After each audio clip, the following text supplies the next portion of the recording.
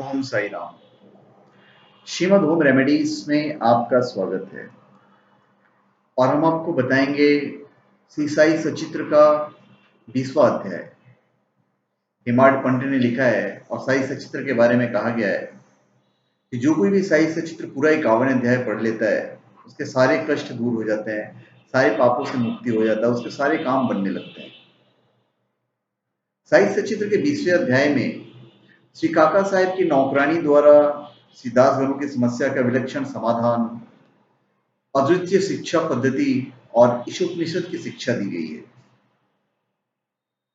श्री काका साहब की नौकरानी द्वारा श्री दास गणों की समस्या किस प्रकार हल हुई, इसका वर्णन हेमांड पंत ने इस अध्याय में किया है।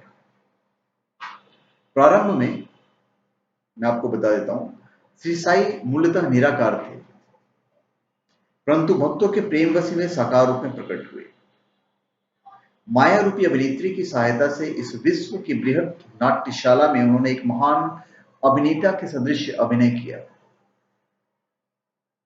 तो आइए चलते हैं, हम श्री साई बाबा के ध्यान व स्मरण करें और फिर शिरडी चलकर ध्यान पूर्वक मध्याह्न की आरती के पश्चात का कार्यक्रम देखें। जब आरती समाप्त हो गई तब श्री साई बाबा ने मस्जिद से बाहर आकर एक किनारे होकर बड़ी करुणा तथा प्रेम के साथ भक्तों को उदी वितरण की। भक्तगण भी उनके समक्ष खड़े होकर उनकी ओर निहार कर चरण छूते और उदी वितरण का आनंद लेते थे। बाबा दोनों हाथों से भक्तों को उदी देते थे और अपने हाथ से उनके मस्तिष्क पर उदी का टीका लगाते थे। बाबा के हृदय में भक्तों के प्रति असीम प्रेम था। वे भक्तों को प्रेम से संबोधित करते, बोलते, आओ भाऊ, अब जाओ, भोजन करो। अन्ना, तुम भी अपने घर जाओ। बापू, तू भी जा और भोजन कर। इसी प्रकार वे प्रत्येक भक्त से संभाषण करते और उन्हें घर लौटाया करते थे। बहुत अच्छे दिन थे भक्तों के। यदि आप कल्पना करेंगे तो शायद उस आनंद का अनुभव कर सकते हैं जब भाई साई बाबा खुद सबके सर पे उदी लगा रहे हो, उदी बांट रहे हो। तो अब हम साई की आनंदमयी मूर्ति का ध्यान कर नम्रता, प्रेम और आदर पूर्वक उनकी चरण वंदना कर इस अध्याय की कथा हम आरंभ करते हैं। एक समय श्री दासगणु ने ईशोपनिषद पर टीका लिखना प्रारंभ किया। वर्णन करने से पूर्व उस उपनिषद का संक्षिप्त परिचय भी देना आवश्यक है, इसलिए मैं आपको बता देता हूं। इसमें वैदिक संहिता के मंत्रों का समावेश होने के कारण इसे मंत्रोपनिषद भी कहते हैं और साथ ही इसमें यजुर्वेद की अंतिम जो 40वां अध्याय है उसका भी अंश सम्मिलित होने के कारण यह वाजस्नेयी संहितोपनिषद के नाम से भी प्रसिद्ध है। वैदिक संहिता का समावेश होने के कारण इसे उन अन्य उपनिषदों की अपेक्षा श्रेष्ठतर माना जाता है जो कि ब्राह्मण और आरण्यक अर्थात मंत्र और धर्म इन विषयों के विवरणात्मक ग्रंथ की कुटी में आते हैं। इतना ही नहीं, अन्य उपनिषद तो केवल इस उपनिषद में वर्णित गूढ़ तत्वों पर ही आधारित टीकाएं हैं। पंडित सातवेलकर द्वारा रचित बृहदारण्यक उपनिषद एवं उपनिषद की टीका प्रचलित टीकाओं में सबसे श्रेष्ठ मानी गई है। प्रोफेसर आर.टी. रांडे का कथन है कि ईशोपनिषद एक लघु उपनिषद होते हुए भी उसमें अनेक वैश्यों का समावेश है जो एक असाधारण अंतर्दृष्टि प्रदान करता है। इसमें केवल 18 श्लोकों में ही आत्मतत्व वर्णन है, एक आदर्श संत की जीवनी जो आकर्षण और कष्टों के संसर्ग में भी अचल रहता है, कर्म योग के सिद्धांतों का प्रतिबिंब जिसका बाद में सूत्रीकरण किया गया, तथा ज्ञान और कर्तव्य के पोषक तत्वों का वर्णन है जिसके अंत में आदर्श, चमत्कारिक और आत्मा संबंधी गुण तत्वों का संग्रह है। इस उपनिषद के संबंध में संक्षिप्त परिचय से स्पष्ट है इसका प्राकृत भाषा में वास्तविक अर्थ सहित अनुवाद करना कितना दुष्कर कार्य है। श्री दासगणु ने ओवी छंदों में अनुवाद तो किया, परंतु उसके सार तत्व को ग्रहण न कर सकने के कारण उन्हें अपने कार्य से संतोष नहीं हुआ।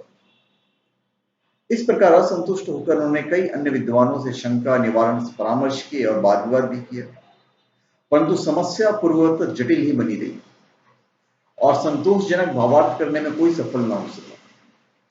इस कारण श्री दासगणु बहुत ही असंतुष्ट हुए। यह उपनिषद वेदों का महान विवरणात्मक का सार है। इस अस्त्र के प्रयोग से जन्म मरण का बंधन छिन्न भिन्न हो जाता है और मुक्ति की प्राप्ति होती है।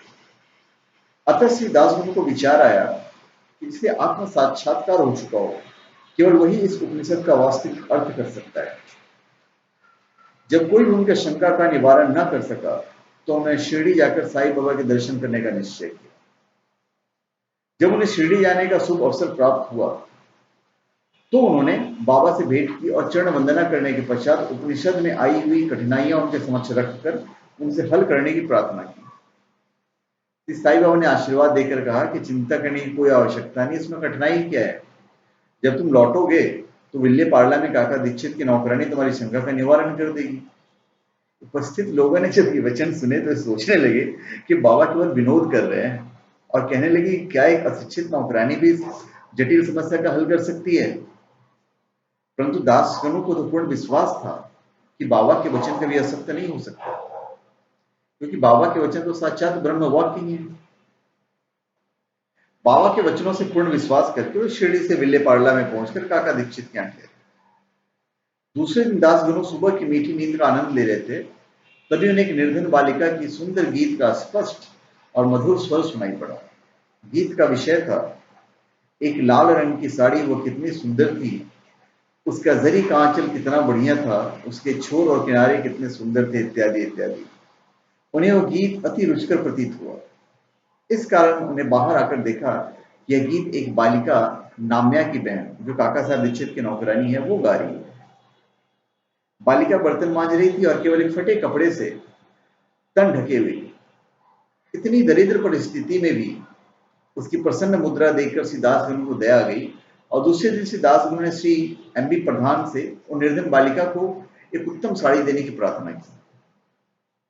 जब राव बहादुर एमबी प्रधान ने उस बालिका को एक धोती का जोड़ा दिया, तब तक सुधा पीड़ित व्यक्ति को जैसे भाग्यवश मधुर भोजन प्राप्त होने की प्रसन्नता होती है, वैसे ही उसकी प्रसन्नता का परावार न रहा। दूसरे दिन उसने नई साड़ी पहनी और अत्यंत हर्षित होकर नाचने कूदने लगी एवं अन्य बालिकाओं के साथ फूड़ी खेलने में मग्न हो गई। अगले दिन उसने नई साड़ी संभाल कर संदूक में रख दी और पूर्वतः फटे कपड़े पहनकर आई, फिर भी पिछले दिन के समान ही प्रसन्न दिखाई दी। यह देखकर श्री दासगणों की दया आश्चर्य में परिणित हो गई। उनकी ऐसी धारणा थी कि निर्धन होने के कारण उस फटे चितड़े कपड़े पहनने पड़ते हैं, परंतु अब तो उसके पास नई साड़ी थी जिसे उसने संभाल कर रख लिया, और फटे कपड़े पहनकर भी उसी गर्व और आनंद का अनुभव करती रही। उसके मुख पर दुख या निराशा का कोई निशान भी नहीं रहा। इस प्रकार उन्हें अनुभव हुआ कि दुख और सुख का अनुभव केवल मानसिक स्थिति पर निर्भर है। इस घटना का गूढ़ विचार करने के पश्चात वे इस निष्कर्ष पर पहुंचे कि भगवान ने जो कुछ दिया है उसी में समाधान वृत्ति रखना चाहिए, और यह निश्चय पूर्वक समझना चाहिए कि सब चराचर में व्याप्त है, और जो भी स्थिति उसकी दया से प्राप्त है वह अपने लिए अवश्य ही लाभप्रद होगी। इस विशिष्ट घटना में बालिका को निर्धनावस्था, उसके फटे पुराने कपड़े और नई साड़ी देने वाला तथा उसकी स्वीकृति देने वाला, यह सब ईश्वर द्वारा ही प्रेरित था। सिद्धार्थगणु को उपनिषद के पाठ का प्रत्यक्ष शिक्षा मिल गया, अतः जो कुछ अपने पास है उसी में समाधान वृत्ति माननी चाहिए। सार यह है कि जो कुछ होता है सब उसी की इच्छा से नियंत्रित है, अतः उसी में संतुष्ट होने में हमारा कल्याण है। उपयुक्त घटना से आपको विदित हो ही गया होगा कि बाबा की पद्धति अद्वितीय और अपूर्व थी। बाबा शिरडी के बाहर कभी नहीं गए, परंतु फिर भी उन्होंने किसी को मच्छिंद्रगढ़, किसी को कोल्हापुर या सोलापुर साधनाओं के लिए भेजा, किसी को दिन में और किसी को रात्रि में दर्शन दिए, किसी को काम करते हुए तो किसी को निद्रावस्था में दर्शन दिया, उनकी इच्छाएं पूर्ण की। भक्तों को शिक्षा देने के लिए उन्होंने कौन कौन सी युक्तियां काम में लाई, इसका वर्णन करना असंभव है। इस विशिष्ट घटना में उन्होंने श्री दासगणु को विल्ले पार्ले भेजकर वहां उनकी नौकरानी द्वारा समस्या हल कराई। जिनका ऐसा विचार हो, किसी दासगणु को बाहर भेजने की आवश्यकता ही क्या थी? क्या स्वयं ही नहीं समझा सकते थे?